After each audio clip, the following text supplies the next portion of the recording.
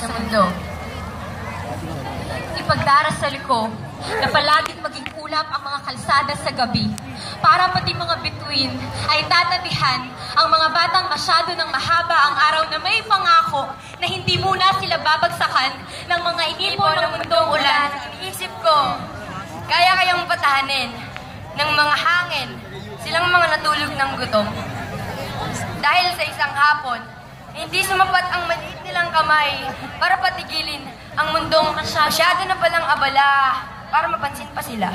Ipagdarasal ko na makailang ulit sa isang tanghali ay maging malamig ang sikat ng araw para naman pansamantalang mapawi ang pawis ng mga tao sa kalsada na nagdadala ng papel, bote, bakal at dyaryo na umaasa na baka sakali madagdagan ng isang bukas pa ang buhay. Ipagdarasal ko na dumami ang mga ambulansya para magbigay ng daan sa trapikong hindi umuusad sa kawalan ng gaan, sa oras ng uwian, sa kanya-kanyang buhay na naman.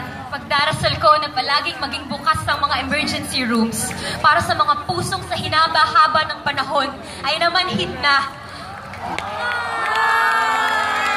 Hirapang huminga at pagbigay ng buhay sa iba. Ipagdarasal ko ang mga bagong puso. Mga bumberong papatay sa apoy ng galit. Mga kampanang gigising sa mga tulog na diwa. Maraming kalendaryo para ipaalalang na uubos nga pala ang oras dito. Maraming tren at tulay na didiretso sa bahay. Mga alon na magdadala sa atin sa kabilang dulo na alam ang halaga ng pagmamakaawa. Maraming bintana para lumabas na sa mundo ang mga usok ng kawalan ng pakialam na matagal nang gustong makawala.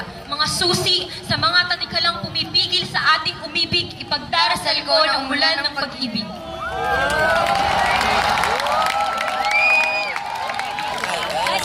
At makita ko ito sa hirap ng iba, sa gabing hindi natatapos, sa umagang nagsisimula sa madilim pa. Ipagdarasal ko ang maraming panyo, ang mga luhang natuyo na lang ng kusa.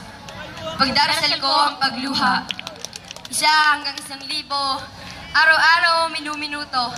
Sa loob ng 10 taon o 1 siglo, babawiin ko ang mga sakit na inangkin lang ng ilan. At di na madama ng karamihan, ipagdarasal ko ang mundo. Na palagi itong maging langit sa mga nasa kalbaryo, kanlungan sa mabibigat ang krus na pasan para wala nang nadadaganan dito. Palaging karamay, hawak kamay, mga matang nakatanaw, mga paang laging handang humakbang sa ilalim ng ulap para sa iba. Makinig sa mga tinig na kanina pa ay paus na, ipinagdarasal ko ang mundo.